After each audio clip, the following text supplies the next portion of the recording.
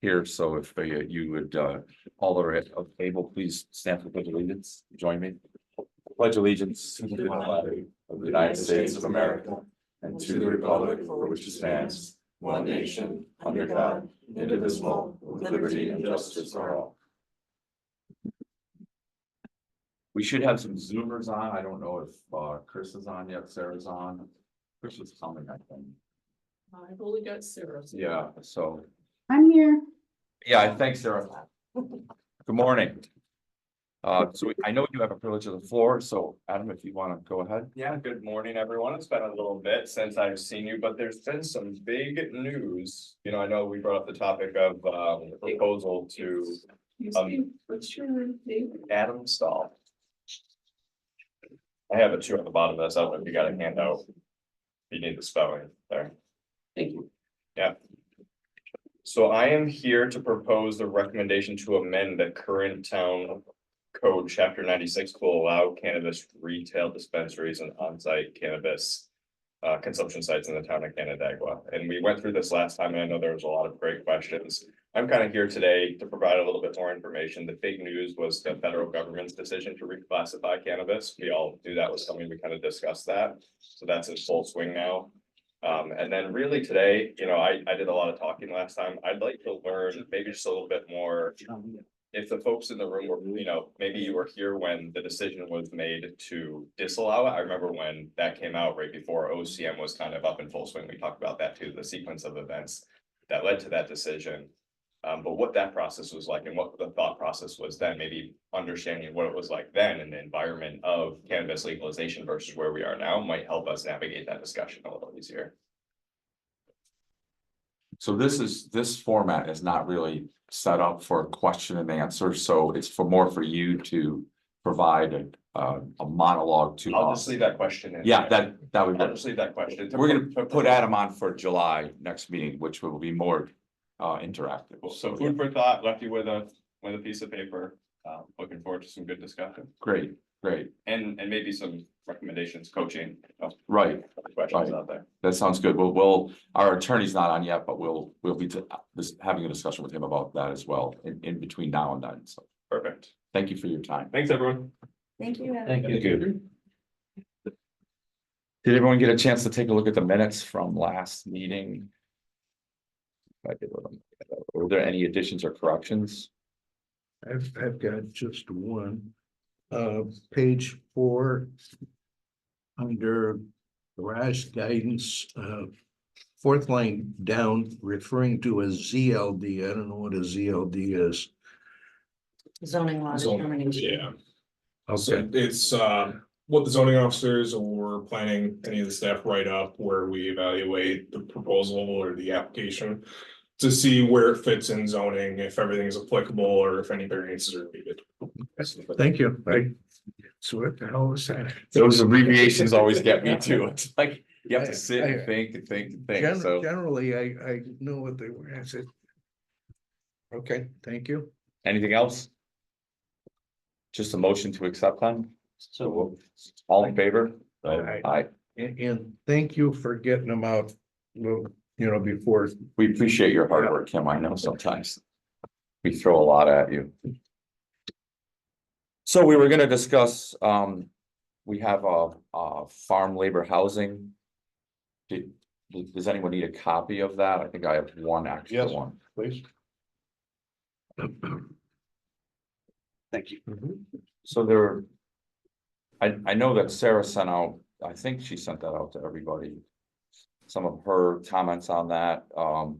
I was at the Ag Committee meeting and brought that up to them, and they provided some feedback as well, which has been somewhat incorporated into this. I don't know if Chris is not on yet. I'm on. Oh, you are? Hello. Oh, sorry. Yes, thank you. Thanks for coming and good morning. Good morning. So I guess we'll open it up for discussion if for what people think about the new law. I know there was some discussion about what districts to put it in. I mean, where specifically should be mentioned. And I think we determined, Sarah, correct me if I'm wrong, that it really doesn't matter whether it's an ag district or not, they could try to amend their farm to an ag district. But if farm labor housing was required for their farm, they could do that, is that correct? Yeah, so just, I know the districts get kind of confusing. There's the town zoning districts, which we have zoning districts that are, exist to preserve agriculture, our AR1, our AR2, or RR3 to a point.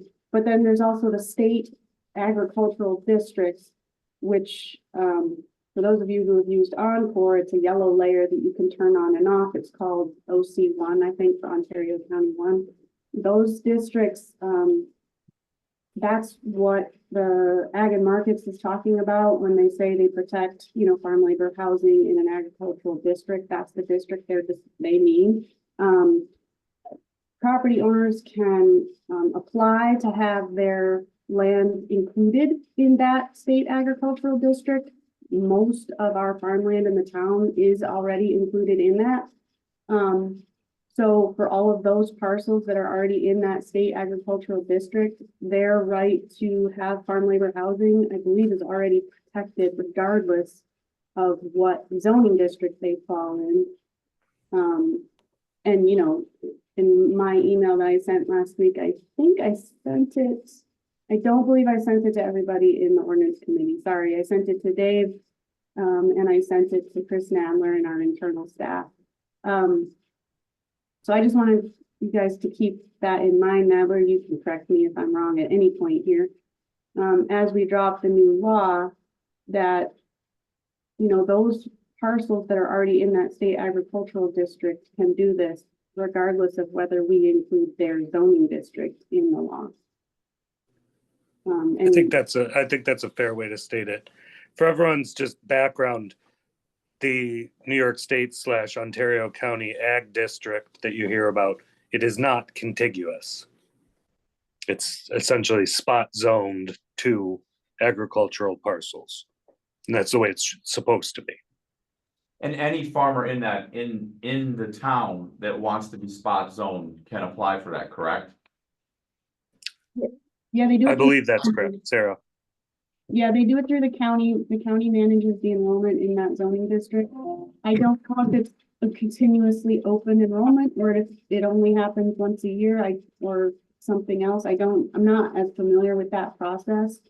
But they can ask to be included or they can ask to be removed. If it's a parcel that's no longer being farmed, they can ask to be removed from that. Right, but we would not be eliminating anyone from the ability to have farm labor housing if they were not in an ag district currently. They could apply for that, but really we can't stop them regardless, correct? Yeah, if they are not in that state ag district right now, that's where this law comes into play for those farmers. That's what you guys need to decide for farmers who are not in the state agricultural districts. We need to write a law that does what you want it to do for those farmers, and then also just spell out the process. So currently it's Wegmans Organic, Sam Casella, Damon Farms and Mariah are the ones that are either partially in or partially out.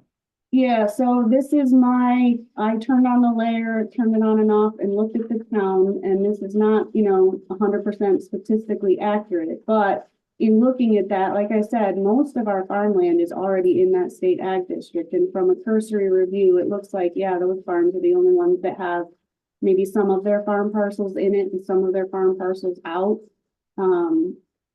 Again, I didn't do any, thorough statistical review, but Right. It appears that the majority of our farms, especially the large ones that would likely be the ones who wanted to do farm labor housing or who may want to, are in that state ag district. Good. Any questions for Sarah on that? And then maybe we could talk about the law. Is there a certain volume of business, dollar wise, or some other measure that the farm has to show in order to maintain that district approval or inclusion? I don't believe so, no. Once you're in the ag district, you know what I mean, if you're a farm. I guess isn't there some exemption that, I've done something in the past. It's not, Chris, it's not based on a money volume, but is it based on acreage?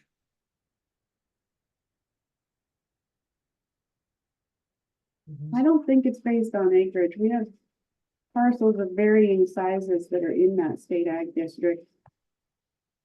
But again, I just made a note for myself. I'll look up after this meeting and see if I can find out what, if any, criteria are involved in that.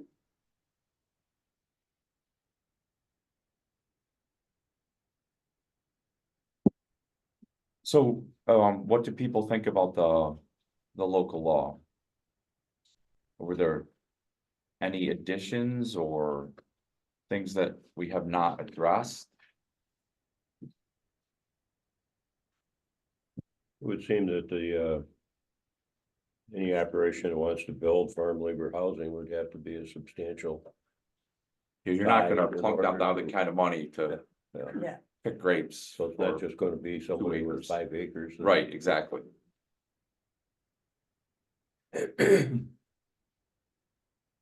I think just the only request that came was whether or not we wanted to allow parcels outside of the district, so.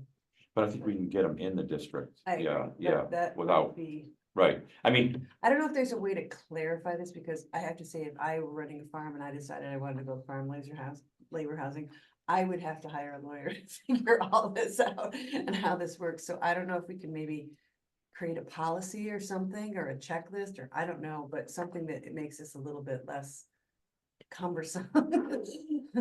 Chris, from my understanding of where farm labor housing stands from a state standpoint, if somebody wants to do it, there's nothing that we could do about it anyway, is there? Excuse me, so that's a fair statement, except that New York State ag law only protects agricultural buildings and structures that are within a New York State agricultural district. So if they're in the ag, if you have property in the ag district and you want to build farm labor housing, essentially. There's nothing Yeah, we go can ahead. do to prevent that. There's nothing to prevent it right now in our town code. In New York State Uniform Code, there are building code requirements. It's a habitational structure, so you got to talk to Mike Murphy, and he's gonna require things, and you know, the same as you would expect. And you follow the state code on that, Yeah. most likely, Yep. right? Yeah, that, No different than just building any other structure. Excuse me. The only, so say you just wanted to build a regular single family home for yourself, like we get regularly. Instead of doing site plan review through the planning board, our office would take on the responsibility of site plan review. Now, we're not looking at it from a local zoning law, we're looking at it purely from state uniform law. Mhm. And no special use permits required for farm labor housing, so yeah. correct. There is not now, nor is there proposed to be a special use permit for farm labor housing.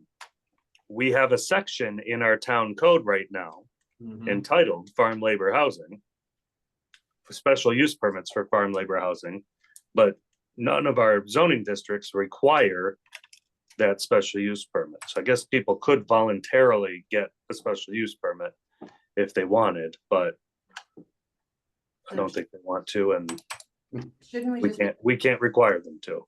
Right, shouldn't we just be removing that section of code then? I mean, Yeah, that's we, proposed in the local law. in this local law. Yeah. Right, And- And that's, you know, I reviewed this a couple months ago. In a little bit of a not a panic, I don't want to say, but concern that, you know, we're a agricultural community and where our code might be restricting agriculture. And I found that that was not the case. What we're doing now is a little bit more aesthetics than policy. We're cleaning it up so that it's clear that this community supports agricultural and farm operations. We don't have to do this step. We're not in violation of law. We're not restricting agriculture or farm operations in our town code right now, but it kind of looks like we do. If that makes sense. It does. So what happens if somebody comes to you and wants to build farm labor housing outside of the current district? What happens for them? The current ag Yeah, district, the current ag district. then it would fall underneath. Chris, jump in if I'm wrong, but then at that point, it would fall underneath the special use permit section, as far as I'm aware. No, No? no, it wouldn't. Because there's nothing that requires that special use permit. It would just be a whatever that use would be. You know, it would require site plan approval if it was. So Well, let's say that's, the secondary structure, let's say it's a secondary structure on a property outside of this area. I'm just wondering how that would work if they are actually, let's say it's the Wegmans Organic Farm, you know, and they're not in the ag district. Let's say they wanted to build it tomorrow, what happens to them? That's what I'm wondering. It would fall under regular zoning, I believe. yeah, that's what I'm trying to say. Yeah, if it was outside of a state ag district and it's, you know, in whatever, RR3, we would look to RR3 zoning requirements, restrictions, regulations, etc., to see where that would fall. But No. would the state requirements supersede those requirements? That's what I'm wondering. Not if they're outside of a state agricultural district. Oh, yeah, you're right. That's right. That's So, right. but we don't Yeah, allow that's the right. secondary structure, right, in most of those districts, so. I mean, if there was a house already and they wanted a second house and they were outside the state agricultural district, therefore ag and markets law didn't come into play here, then we would treat them as anyone else. And, you know, if they weren't allowed to do it, we would work with them or suggest seeking a variance, you know, things like that. So you would probably advise them to try and apply to be a part of the ag district if they are an active farm. It would simplify the process for sure.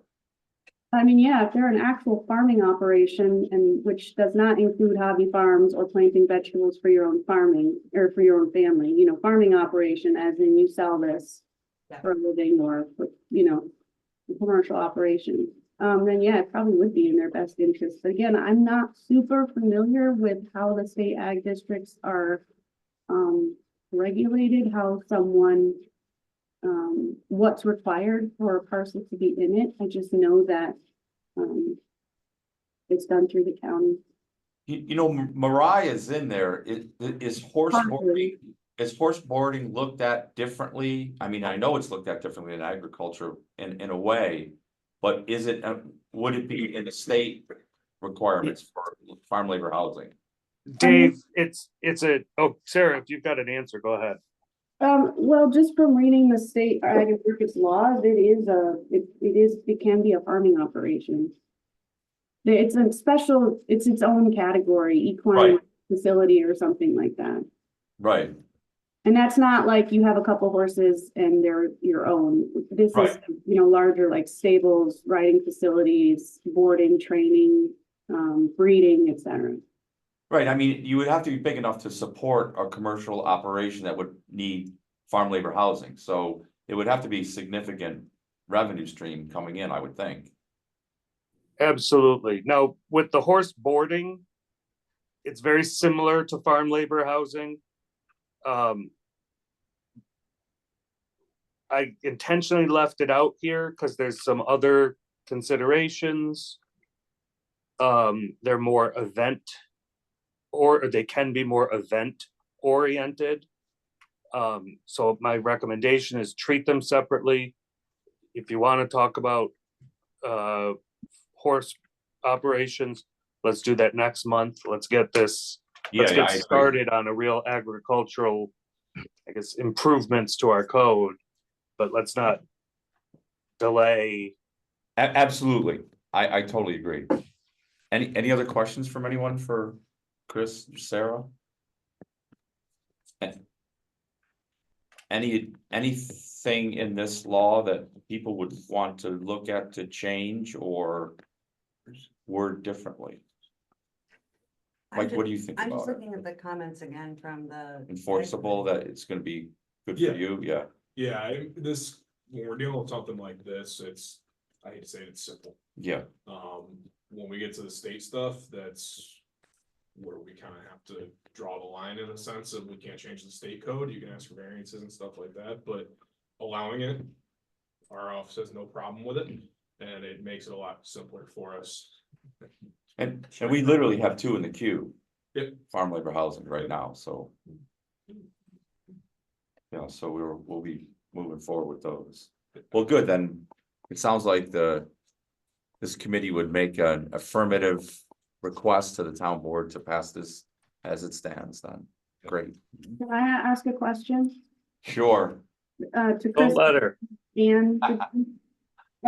So I think, again, Chris chime in, the way this law is written, it proposes to allow farm labor housing as a permitted use in AR1, AR2, RR3, and SDR1, regardless of its status in a state agricultural district.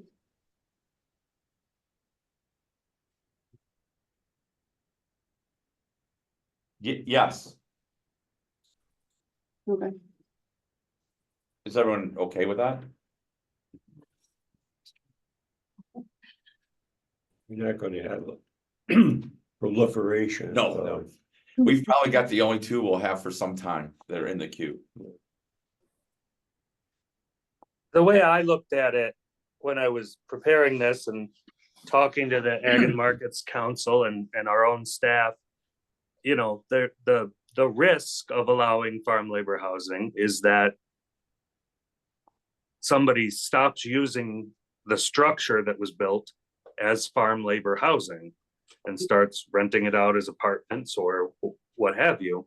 And no matter where you allow it, it's still gonna have the same enforcement repercussions, and Murph is gonna have to go out and, you know, if he gets a complaint that this person's renting it to non-farmers, you know, and so this law gives him the enforcement mechanism. And so whether it's in an ag district or not, I think you run the same risks, and I think those risks are relatively low. I agree. Well, good. So this will get put on the a resolution for the next town board meeting, appropriately posted in time and all that. Can I ask one more question? Sure. Okay, just for processing. If the town board wants to pass the law as written, for those parcels that are outside of the state ag district, if we had someone who wanted to do farm labor housing and they were not in the state ag district, did we want to have some sort of exemption under site plan review under that section of town code, so they would not have to go through site plan with the planning board? Because I believe they would, unless we have something in there written for those parcels outside of the state district. Adeline mentioned, and I agree, Chris, what would you think about town board review on that? I would recommend against that. You've delegated site plan review to the planning board. If you're going to have site plan review, it should be at your planning board. You're not actually allowed to have, there's no mechanism in New York State town law by which a town board can conduct site plan review. So it would be the normal channels if they weren't in the ag district. I think Yes. so. And if you don't want that, I feel like we might need to do something, some sort of an exemption to that chapter that talks about site plan review with the planning board. So what would be the negative if it's outside of our ag district to going through the normal channels? Wait, hang on. I just looked it up. 220-64B3 exempts agriculture uses and agricultural structures from site plan review. So does that get thrown back into Mike's lap then? Yeah, But not if it's a non-permitted use. The agricultural structures, does that include a house? it would if it was a farm operation. How do we determine that though?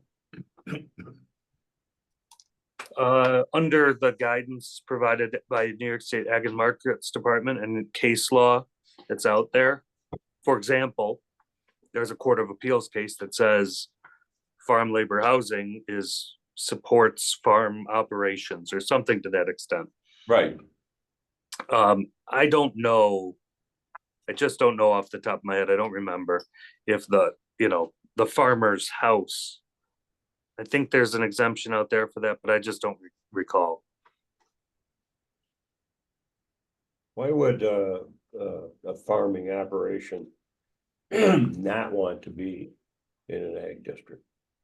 What precludes, I mean, is it expensive to apply? Is it, I don't believe it costs anything. Yeah, Ontario County shows that it's free to apply. The open enrollment period is from November 1st through November 30th every single year. okay, so Last year, I just looked, there was two, one in the town, and then one, I think it was South Bristol, or Gorham, one of the two. That applied to be part of it. Yep, and they're both accepted through. I can email out everything that I just found. There's like an FAQ page and all that stuff. It's a simple application. Just by looking at it, it's just they've got to go through the time to fill it out, meet with Linda Phillips at the county, go through the. So it's not an annual enrollment, like if I decided in, April that I wanted to be, that I apply, a month later, I would be granted, essentially, something like that. Yep. So usually. are we trying to cure something that doesn't exist? Yeah. Yeah. Yes. So let's go with the law as written then. I mean, that would be my recommendation. Everyone agree? Yeah, Sarah mentioned the ag district or the districts that were involved, she said the AR2 also. The draft I have does not include the AR2. Is that a new draft up there? You want to scroll Kim through it? Just down to, Yeah, mine- So in our town zoning law, permitted uses for AR2 and RR3 are the same permitted uses as listed for the AR1 district. So if you include it as a permitted use on the AR1 district, you've automatically included it as a permitted use for AR2 and RR3. okay, well, yeah, I didn't have the code in front of me, so I didn't realize they were concurrent. Yeah, Same with the SCR1. no, but I think Chris, didn't you list that one specifically to be included? It is included in section 5. I think I did. I hope Yeah. I intended to. Yes, Yes, you did. it's there. So the 4 districts that it'd be permitted are AR1, AR2, SCR1, and what's the fourth? RR3. R3. Which would fall under section 4.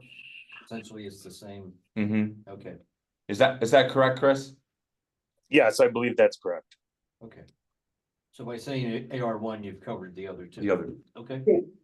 The other 3, really, right? Well, AR1, AR2, yeah. RR3. The SCR1 has a specific. Correct. section, Yeah. Okay, good. Good, so we'll get this as a resolution out and get it up as soon as we can. Good.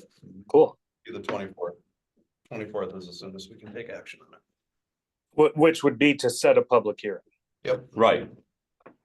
So then, if that goes well, then we'd be July. Unfortunately, again, this doesn't actually change any substantive use allowances. You're already allowed to build farm labor housing in those 4 districts. You're already exempted from site plan approval. We're just sort of clearing it up. So it's not, So I don't think it's urgent. The 2 requests we have out there for farm labor housing, are they affected by, they're moving forward, both of them? The one, I haven't seen anything from the second one. There's Bob Carl and Terrence Robinson. Right, Bob DeCarlo's made application, we're in the process, doing everything. Terrence Robinson, we haven't seen an application come forth yet, so. he made a presentation to the ag committee, so I mean, maybe we should encourage him to. I'll reach out to him. You're good. I'll reach You're out to him, Yep. yeah, Yeah, I'm sure he's got something forthcoming, it's Yeah. just we haven't seen Yeah. anything official. but there's nothing that would stand in his way, somehow we. Were accused of standing in his way before, Sure, so. it's, his process is gonna be very different from Yes, Baba Farms. Yes. Just because he's going through the visa program. right, There's about 20 hands in the cookie jar from 20 different three-letter agencies. So we all have to agree at the same time for approval hmm and issuance of permits. So but you've got that well in hand.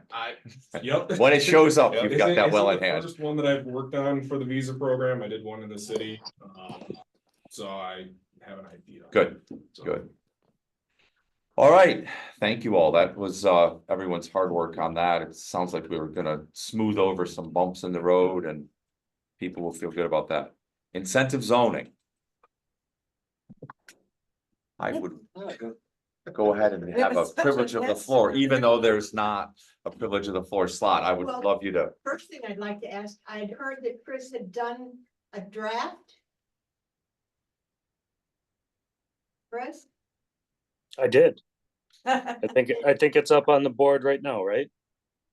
This Are is there the copies of- local law Oh. that was adopted. Oh, no, this isn't it. I don't believe I have the. Chris, if I may ask, in the future, when you do drafts of ordinances or town laws such as this, you copy the entire board with that draft, please? Done. Thank you. So. This is, it says Exhibit A up on top. How does this fit into what? Changes to what is currently passed? Where does this start and end? Is he trying to screen share? Is he trying to screen share? I heard him clicking a lot. Wait a minute, this says intent, agricultural farming. This is not Yeah. it. No, Talking about farming. that's No, the we're last talking one. about Well, you intent moved and on. I'm looking at the same, where does this go? Chris, do you have the ability to screen share it with us? I do not. I emailed it to Sarah and Dave last week, I think. Yeah, I have a copy of that. That's that 220-31 incentive zoning district. Let me look real quick here. I think that's, Yes, Chris, can you email it to me? This is Kim. yes, I can.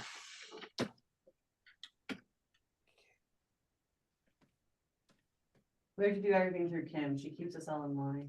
Wait, can you spell the last half of your last name though? It's Burkard. No. H. Okay, I had it right.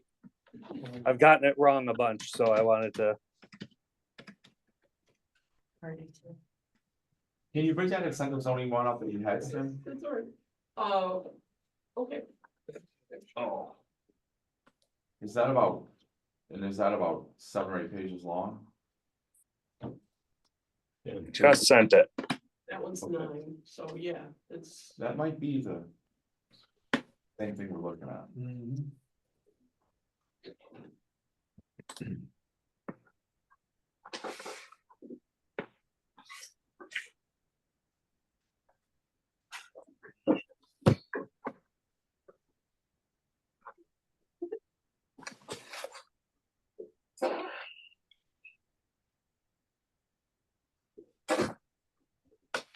If you look on page 2, there's, instead of saying in all the districts or in all of the agricultural districts, I listed out each and every zoning district so that the town board can decide which, if any, or all they're interested in approving. And then the remainder is more geared towards clearing up the process. Right. Instead of bouncing back and forth and back and forth.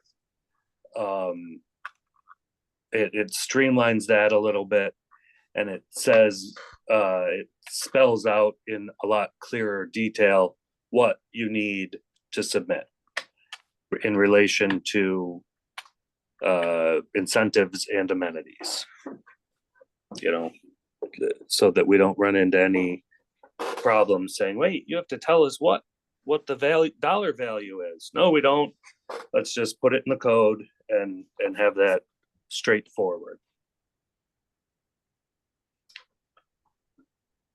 Chris, can I ask you, why is it called incentive zoning district? The law, the title of the law, when the enabling law says that you have to come up with a system of bonuses, incentives, and amenities. And it's So, a system. you know, it's a confusing, it's a good question.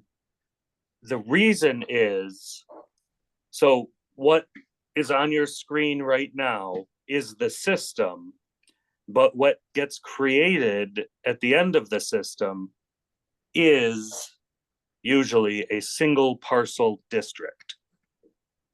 So Or could be because multiple the system has to result in a district, most municipalities include it as in their list of districts.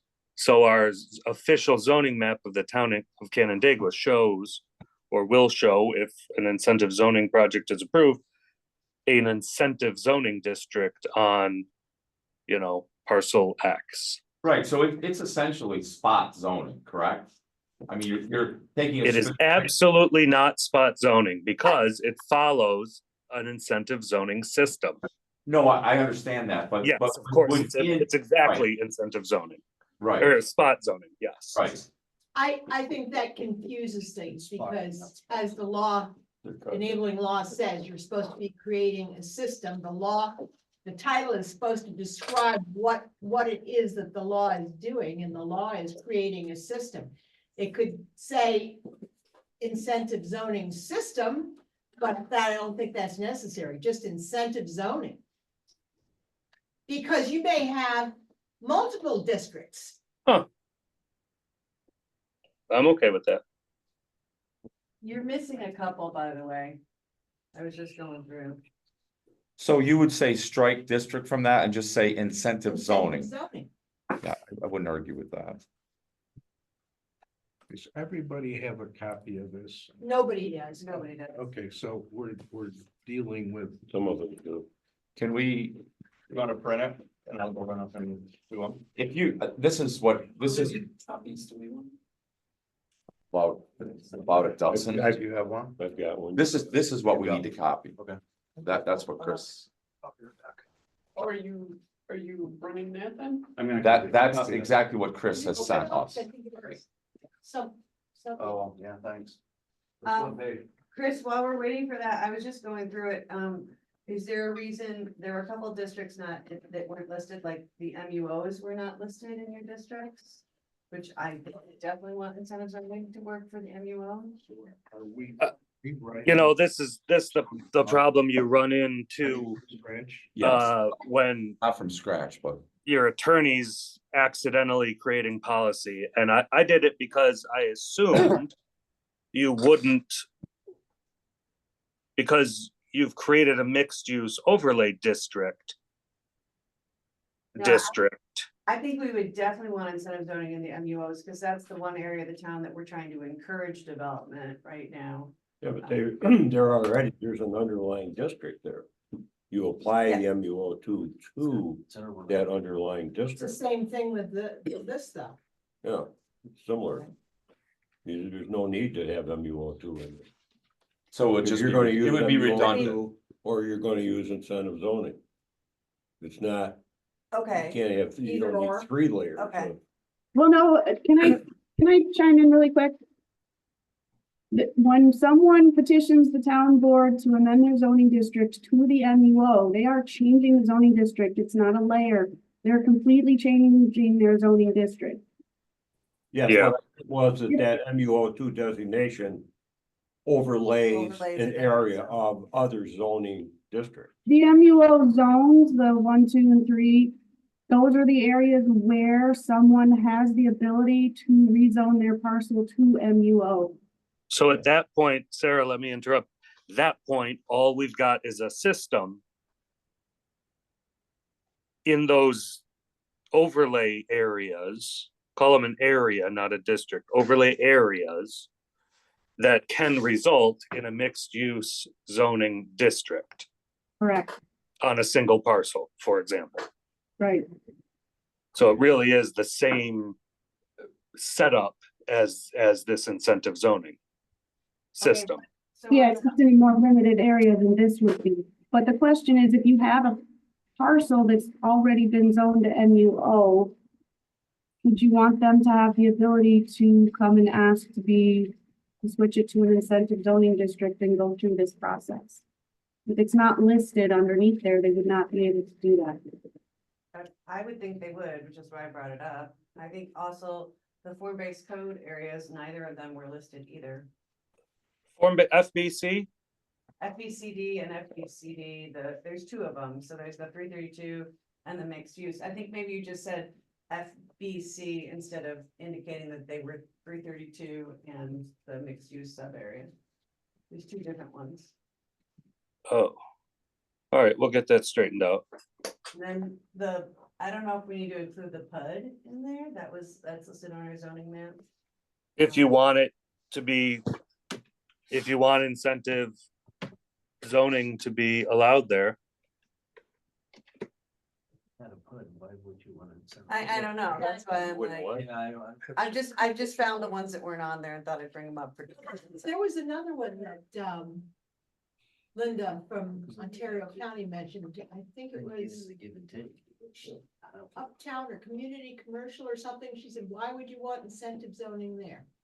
It's on, well, it is on there, so. CC, it's on there. CC is, let's see. What is this covenant? That's here. And here. So that's 332 corridor and Hopewell line over there. I don't know if that's what it was that she said or not. I'd have to go back and see that again. I thought she said uptown something. She might have meant the form-based code. That's what we were just talking about. So these are the two form-based code areas. This is the 332 corridor in the pink, and that's the sub area in the lighter blue there.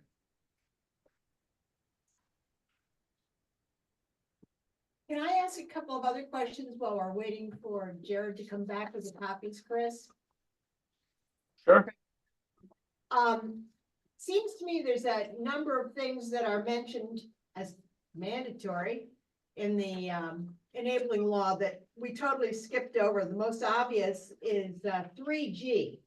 Prior to the adoption or amendment of the zoning ordinance or local law pursuant to this section to establish a system of zoning incentives, the town board shall evaluate the impact of the provision of such system of zoning incentives or bonuses on the potential development of affordable housing, and it goes on from there. I don't think it's ever done, and it's a requirement, and prior to adoption or amendment. What are you referring Yeah. to? I've got that It's got the. state, I've got the state law, Right. state enabling law. yeah, and the state law is, again, referring to the creation of an incentive zoning district, not a system of incentive zoning when they're saying that.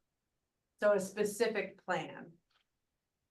It's referring to when we look at a specific plan.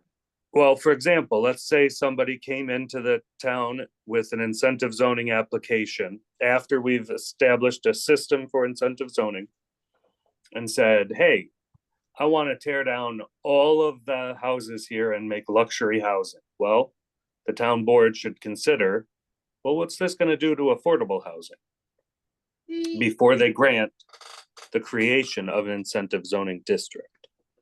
I gotta tell you, I disagree with it. Why would it say prior to the adoption or amendment of the zoning ordinance? Because the zoning, the way to create a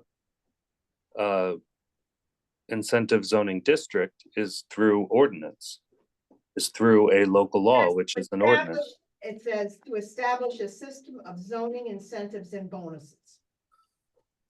It doesn't say. I don't know. Establish a district. Sorry, Chris, but I really think you're reading this thing wrong. Understood. Thank you.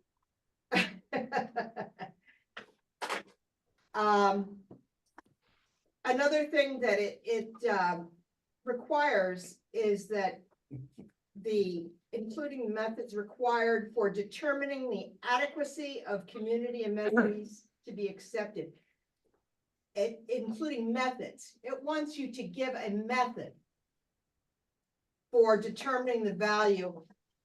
If you recall a certain case that became before the town board, it became a zoo with them, with arguing about, well, how can we figure that out? We're not gonna give you our records on what our income, That's probably why they put this in here, that you have to determine a method. And certainly yeah, don't and I think think- that to say in there for things that can be appraised, that they be appraised at the cost of the applicant. That's not a bad, well, it's not a bad point to say that.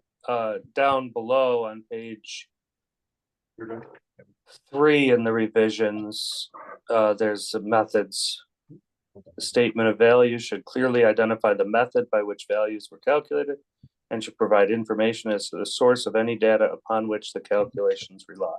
So you're leaving the method up to the applicant? The To state some law extent, yeah. It says that criteria including methods required for determining the adequacy of the community amenities. I don't know, I would think to prevent the zoo-like effect that we had. To have some specifics in there, what I think they're looking for would make it a whole lot easier and stop arguments in the front of the whole town.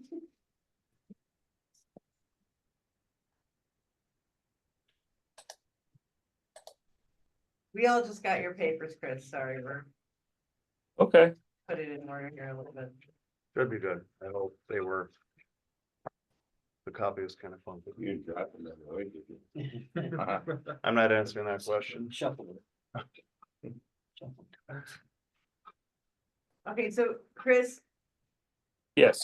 the only changes made to the existing law was taking out the word district and removing the RLD essentially and indicating all the specific district names, or what other changes were made? We didn't remove the RLD. I have not removed the RLD. Yeah. That's not up to me. I gave you what I thought was a list of all the zoning districts that would or should be considered.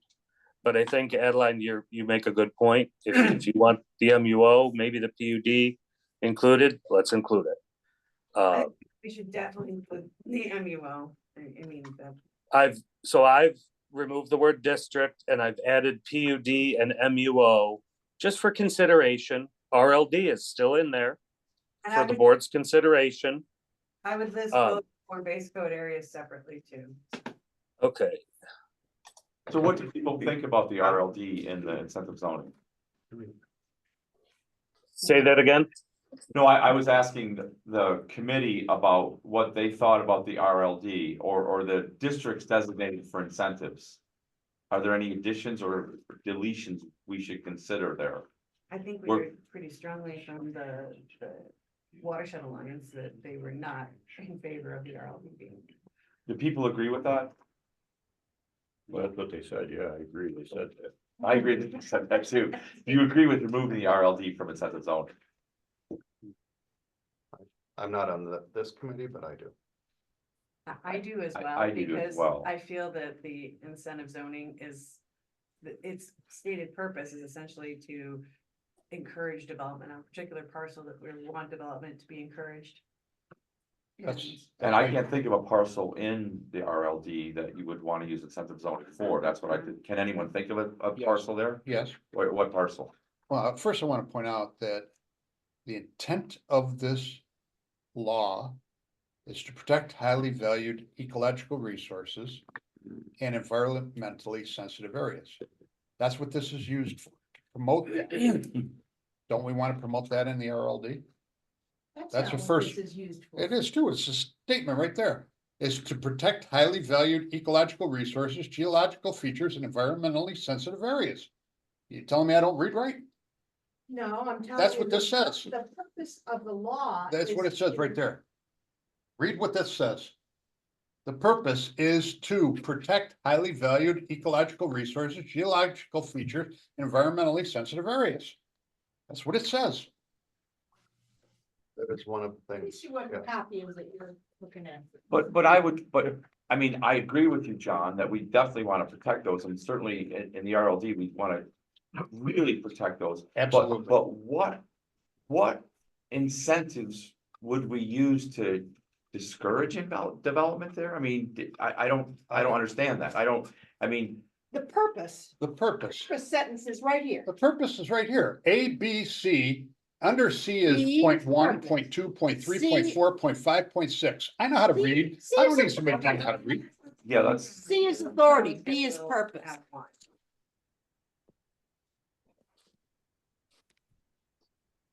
I think. it's- Right, the authority is to protect them. Right, that's the authority. We want to protect them, don't we? I mean, and if we Absolutely. don't want to protect the RLD, what do we want to? no, we absolutely do, but I guess I'm unclear, how does incentive zoning protect the RLD? I can give you a couple of examples. I'd love to hear them. First, right now, and I'll use a couple of properties that are in question, Mhm. okay? And one of the properties that particularly brought this to light. Right now, German Brothers could put as many boats as they want in the water. No, they can't. They can too. There's no stopping them how many boats they can put in the water. Uniform moorings, Well, They are you cannot- talking about trailer boats? I'm talking about boats, yes, No, they- trailer boats. They put as many In and out boats in the boats. water as they You're can. talking about transient in and out. Absolutely. Bring them in during the day, take them out at night. Absolutely. I made an accurate statement then, right? But how would incentive zoning change that? I just want to talk about that for a minute. Am I right with that statement that they can put as many boats in the water as they want? I believe you're correct. Okay, good. Now, if we created some type of zoning, or they wanted to create some type of zoning that minimized the number of boats they put in the water, we can't look at it, if we don't put it in this. You're talking about just being in the water, like adding a boat up at the, It would have to be trailered boats. Trailer But boats. the Get uniform, launch boat. uniform mooring and dockings take care of all the rest, right? Am I right? No, I hear what you're saying, but how could we use incentive zoning to say, you're only can put 100 boats in the lake? We wouldn't. They'd come to us with a proposal. They'd say, if you allow us to do this, we'll only put X number of boats in the water. Then we could consider it. If we don't have RLD in this, we can't consider it. That's one example. Want me to continue? Well, I don't think that's such a hot example, but yeah, go ahead. That's my Why opinion. isn't that a hot example? Well, I Tell me mean, why. how do we enforce that? Are you gonna go out there and count boats? Maybe he removes a slip. Maybe he doesn't put Well, boats that's in the water. uniform mooring, that's uniform mooring and docking. That's not us. That's not. No, he could go and tell us he could limit how many boats he puts in the water, but okay, I'll give you another one. What if he comes up with some type of plan, incentive wise, where he takes the service business off the lake? He's already done that. I mean, he's already made that Not done proposal. that. Oh, he's made that proposal. He hasn't done it yet. No, I understand. Well, now we couldn't even look at it if it's not in here. But I guess we could look at anything, right? That's what, no, you cannot. If you take it out of here, you'd have to change the law in order to do it. So in order for him to move the service area to something else, what would you be willing to give him? I don't know that. We didn't enter into that. But I mean, negotiation. it would only I mean, impact, you're asking me to come up with creative scenarios in order to justify But why we would leave the RLD in here. That's what I've just done. And I've given two, I think, good examples. No, I If don't we can limit the number of boats we put in the lake, I think that's one good example. And if we can go and take the service business off of the lake, which contaminates our lake, I think that's another good one. I mean, let's talk about the RSM property as an example. What if they came to us and said, we're willing to do this with the property in lieu of putting X number of docks in the water? but As we an don't, example. we don't control the docks they put in the water. We have no say in that. We do have a say. How? If we negotiate how With uniform many, government, that's all legislated by, that's out of our control. that's not out of our control. Uniform We're Ordering documents. negotiating with German Brothers right now, The max is, the With- high end. The peak Right. is out of our but control. we can negotiate however many we want with German Brothers to minimize the number of boats they put in the water. We're doing that now. We discouraged them from doing what they wanted to do because of that exact issue. We wanted to limit the number of boats that they put in the docks, right? In lieu of the incentive zoning. But nothing's changed. We there. just did it, right? Nothing's changed because we went through the process and we didn't feel like we were getting enough incentive to move forward with that. Can I just? Now, bring I'm something else all up? in favor of supporting protection of the lake. I want it more than probably anybody in this room. I live on the lake. I don't like those blooms on the lake. I don't like a lot of things going on there. However, this precludes you from even considering ecological incentives. So why would the watershed be against incentive zoning? I can't answer that. I can't speak for the watershed. I guess we'd have to have them come in and explain that to us. So Jared is our watershed, advisor Watershed, for the well, board. watershed council. So likewise, I mean, we have not discussed this. The watershed council doesn't look at. We've not looked at specific laws within the municipalities other than uniform docking and docks and moorings law. The watershed association has made it very clear to us and made it very, as a council and the board, that they don't support this because of the added stress that it could put on the lake. Because again, we've got a couple examples. But what else would that be? I think many of us have looked at different examples. The RSM example, if they came back and applied for incentive zoning, it would destroy everything else that they have, if I understand correctly, because they already have been approved and they already have their lots and everything else. So that wouldn't be in their best interest to do that with what they can. I think they're limited to like 15 spots on there. Can I say something that I just- think might clarify? Go Where ahead. where the train came off the track is that the seeker is supposed to be done first, and the seeker would determine whether or not there are ecological problems or not. Us sitting around here discussing that doesn't do it and doesn't do it legally. Chris, at what point is the seeker supposed to be done?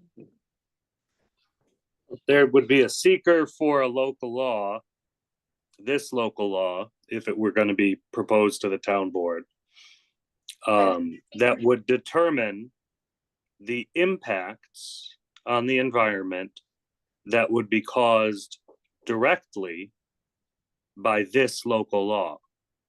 Then, because the system of incentive zoning would require the creation and passage of a new local law, a different local law, to create an incentive zoning district on an individual parcel, that would also require a seeker review and determination. That could be comparable to a planning board, on a straightforward, site plan application, or it could be a 3-year environmental impact statement review. It would depend on the project. So, for example, if somebody wanted to increase the number of boats on the lake, you would have an environmental review for that proposal, not to see if a law that would allow that proposal, because this law is not allowing more boats on the lake. This law is allowing people to make a proposal for more boats on the lake. theoretically. Or theoretically, conversely, less boats on the lake. Absolutely correct, John. So But this law is not. I let me want ask to this say question. it's not creating any environmental impacts, but it still needs an environmental review, and it could create environmental impacts. But we're not Positively judging. and negatively. Yeah, that's correct. No, But we're also, not judging at this stage the environmental impacts of potential That's right. submissions. instead of zoning, I have a secret question. So wouldn't also each individual incentive zoning application process, request, et cetera, those actions, there would be two separate seeker actions on that. One, to change the local law to rezone that parcel, which is just seeker action on changing a law. And then the applicant has to prepare a seeker for their actual project if and when they got to that point. No, it would be one seeker. Because the action, because otherwise it's unlawful segmentation of seeker. But the it town would be board one has its own seeker. seeker process for changing a local law. And then the applicant has a seeker process that they're required to do when they come to the planning board. Those are two separate seekers, they're from two separate entities. We're changing this local law right now. No, I agree, that's a whole separate seeker process. No, When parcel is rezoned to MUO, there's two seekers involved. There's one that the town board has its own seeker document to change the local law to rezone a parcel from whatever they are to the MUO. Just the action, seeker action on that specific law, changing the zoning district. And then the applicant prepares their seeker document, which is obviously more in depth, for their actual action on the ground when they're digging dirt on the site. Okay, well, if we've been doing it that way, it's not right. We need to change that. This local law does that. It's one seeker, I promise, that would cover all of it. Can I just read a portion of the enabling law, please? Sure, go ahead. Okay. Under 3, in implementation. B, each zoning district in which incentives or bonuses may be awarded under this section shall be designated in the town zoning ordinance or local law and shall be incorporated in any map in connection with such zoning ordinance or local law or amendment thereto.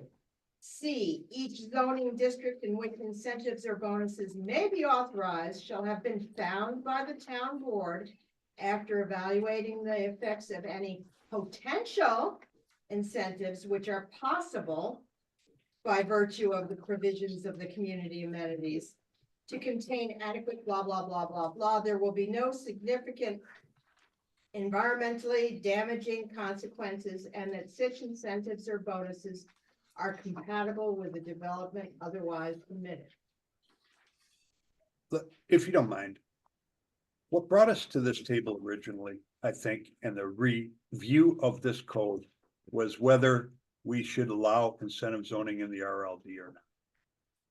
And if the purpose of this law or the authority of this law is to protect ecological resources in environmentally sensitive areas, why wouldn't we want to consider that in the RLD? And if your answer is because the Watershed Association recommended against it, then I would encourage us to have the Watershed Association come in here and explain to us how they think that this would be detrimental to the lake. I think Kevin's already done that. I think this could be potentially positive to the lake.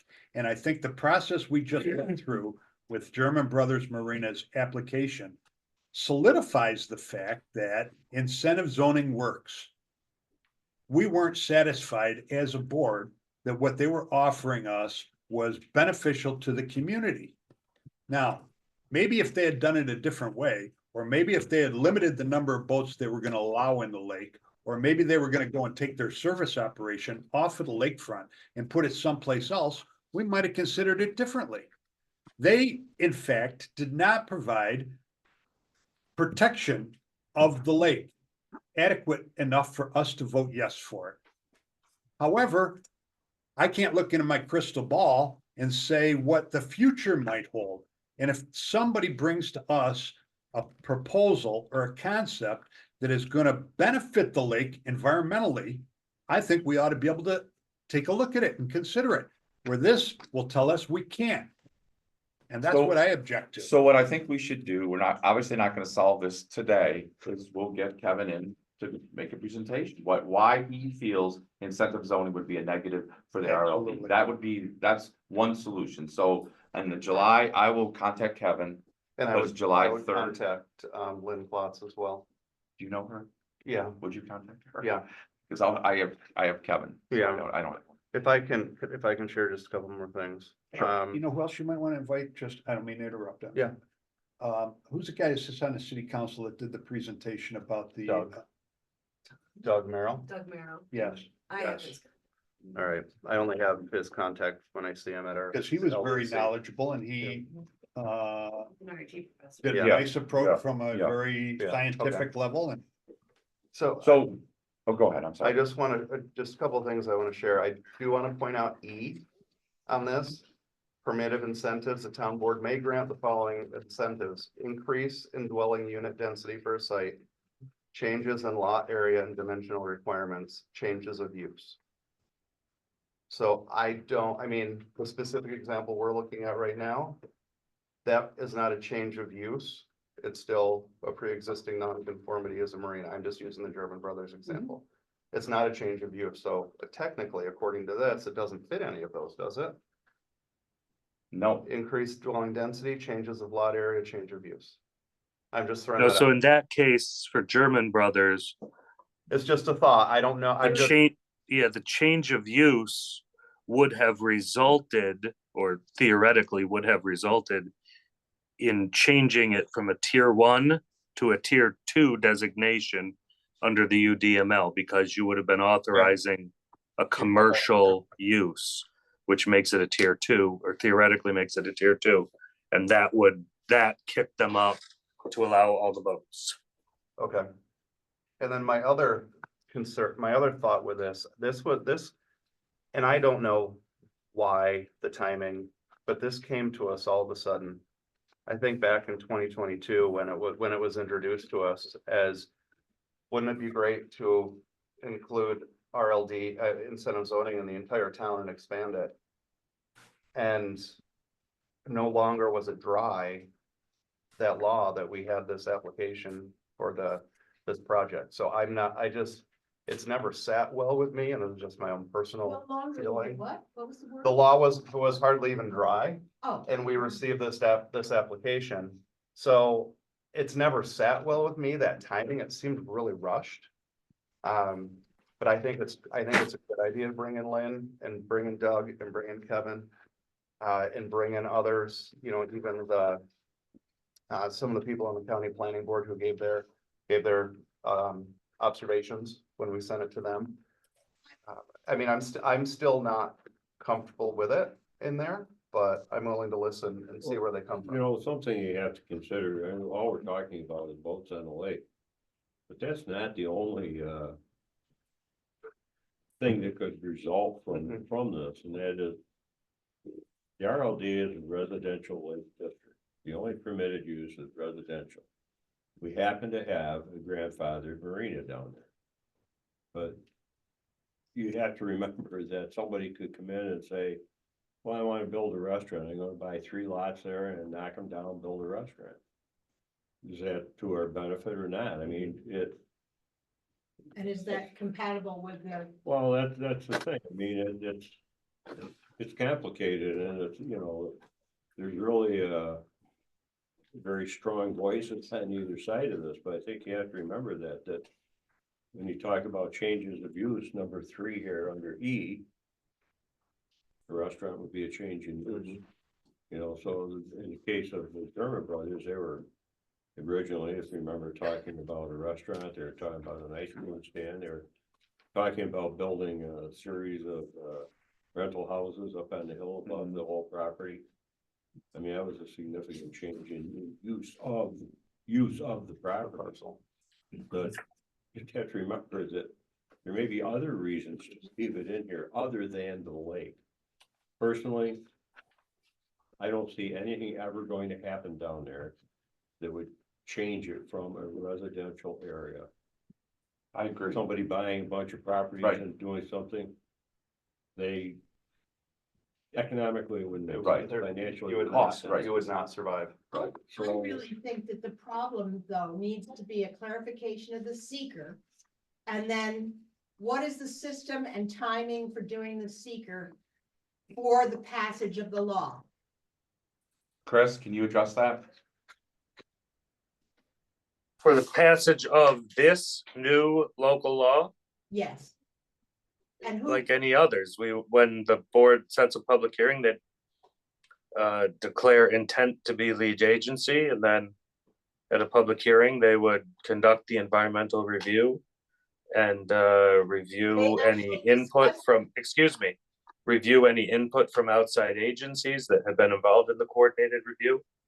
And then either decide that there is a negative impact on negative impact on the environment, or a positive, in which case the positive declaration would lead to an environmental impact statement. so you're saying that any of those questions and so on are read, discussed, and decided on in a town board meeting? I've never seen that happen with our town. It's sort of presented, here it is, it's done, want to pass it? Yep, done.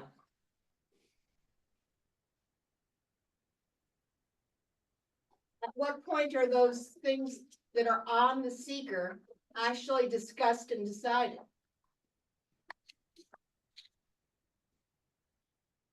I don't have an answer. for that. Understanding is that the town board, there's no requirement of discussion. There's a requirement of decision. By passing the seeker resolution, that each town board member voting in favor of the seeker resolution is making that determination. With no discussion of the seeker questions previous, it's just read them on your own time and come in and vote. I don't know why you don't think John Casey can read, but he made it pretty clear earlier in this meeting that he can read.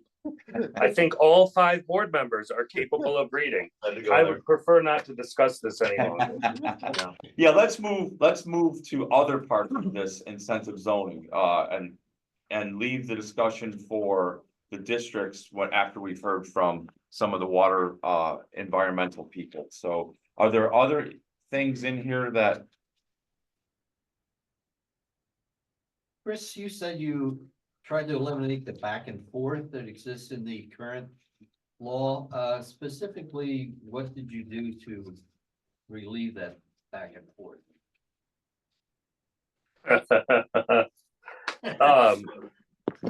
And I agree, there's a lot of back and forth in the existing law, but my quick read of this thing, it hasn't changed too much. Well, so it can't change too much. One thing that I did was take out, if I'm recalling correctly, I prepared this months ago. One thing I did was take out one of the trips to the planning board, the first trip to the planning board, I believe. I also clarified that the planning board would make a seeker review and recommendation to the town board. I see that. Which was missing from the original review. It obviously is what had to happen. The proposal shall be referred. So first thing that happens is the town board takes a look and says, yeah, okay, we'll take a look at this. We'll consider this. Instead of the town board takes a look and does nothing and then send it to the planning board who says, you know, what do they want from us? It's a picture, it's a sketch plan, you know, and then this is a day and age where I think our planning board is a highly informed and active planning board, that if this is something horrible, that the planning board has some information that the town board needs to know before moving forward. I think somebody on the planning board will send a message to the town board via email or show up at the public hearing and say, hey, wait, you guys can't do this because of the following reasons. I don't think it needs to show up at a planning board meeting that early. Where there's no real detail for the planning board to sink its teeth in. It's more just a, hey, is this even possible? Well, I think you can do that without burning a month and an hours of the planning board's time. Then they refer it back, and then there would be a preliminary approval by the town board. And then it would start with the planning board process. It cleaned up some of the bouncing back and forth, but it also just clarified it. And then here it says, unless the town board determines otherwise, the planning board shall act as lead agency under seeker and shall ensure compliance with all seeker requirements, including the issuance of a negative declaration. So that involves some coordination. Okay. That's about it. Under H, initial town board review, item number 1. Yes, sir. The town supervisor will review the application to determine whether it will be submitted to the board or not for review. Where's this? What's that? It's initial town board review, H, number 1, after submission of an incentive zoning supervisor, town planner and town attorney shall review the application. Yes. In that we get very few of these. And let's say a future supervisor could potentially have some conflicts with a developer or, Yeah. you know, it makes me a little uncomfortable.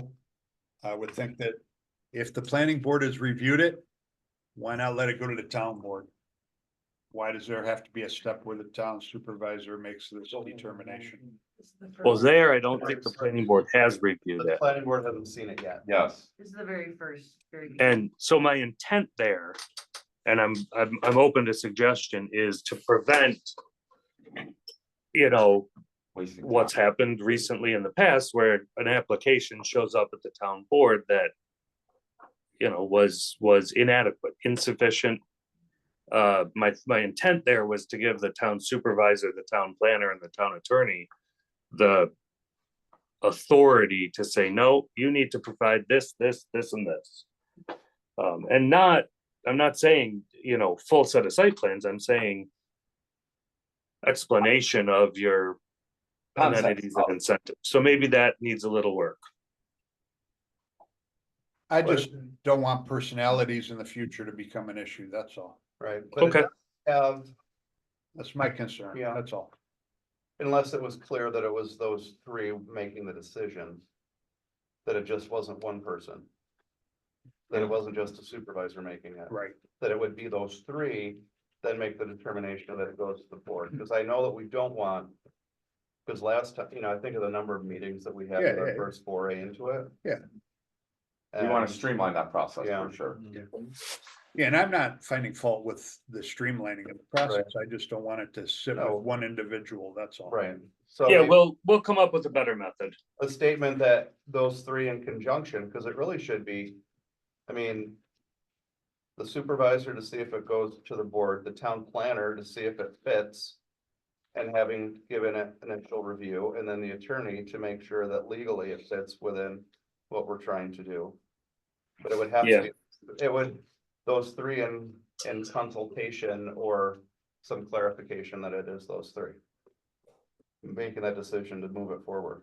I think making it as transparent to the public as early as it can be in the process is something that was lacking this last time around, so.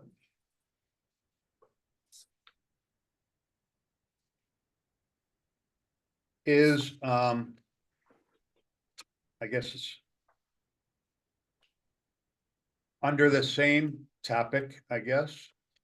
Well, yeah.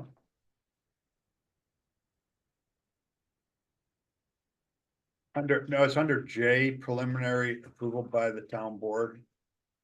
Item number 4, Yeah, in no circumstances may the town board be compelled, that just a CYA? yeah, that's copied from the, I mean, it's in the one that you just passed. Yeah.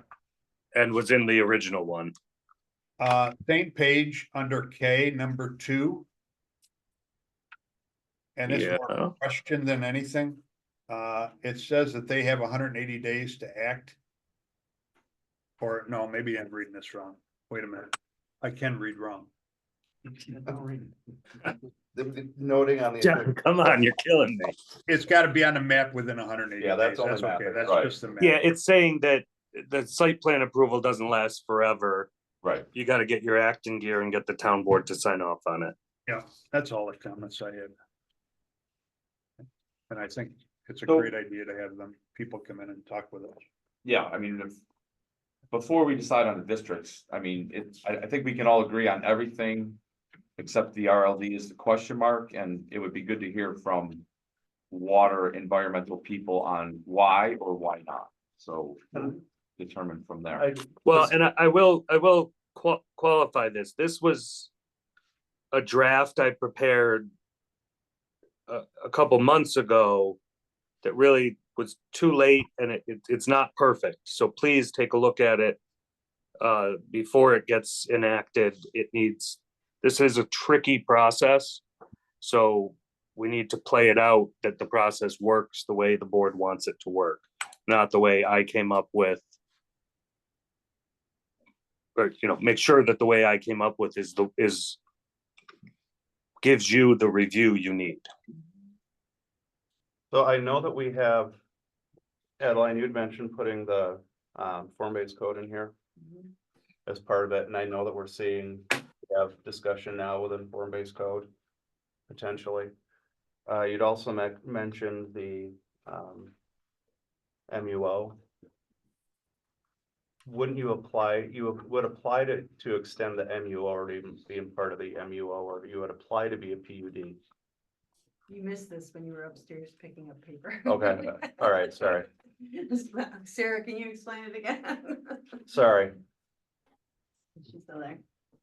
No. I am, can you just, what exactly am I explaining again? I'm sorry, I missed. Why are we including the PUD Why- and the MUO with and even when people would be applying to, I understand form-based code, but if you apply to make a PUD application, why would we want that as an opportunity for an incentive zoning So application? 5 years from now, they may want to expand or do something different.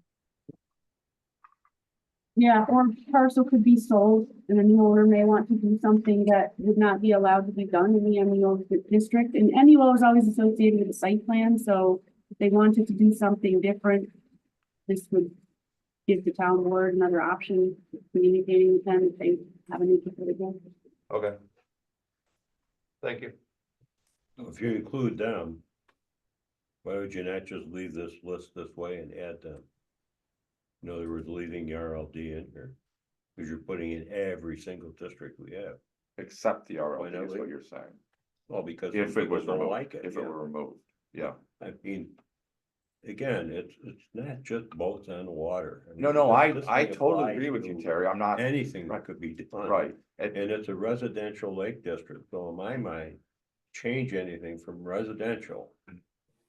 I would be opposed to it. I mean, that's Me what too. it's for. me too, I would be, But- so I don't know how, but we should have You this pull it discussion. out because it's the RLD, because it's a lake, because it's expensive properties. That's why you pull it out. I mean, you leave it in there, nothing's gonna happen anyway. Yeah, it's always in the town board's purvey, Right, you have 5 individuals Right. that You are could always elected by add the it back in public later. Right. to use their best judgment to protect the community. Maybe people don't trust your best. Well, then you vote us out of office.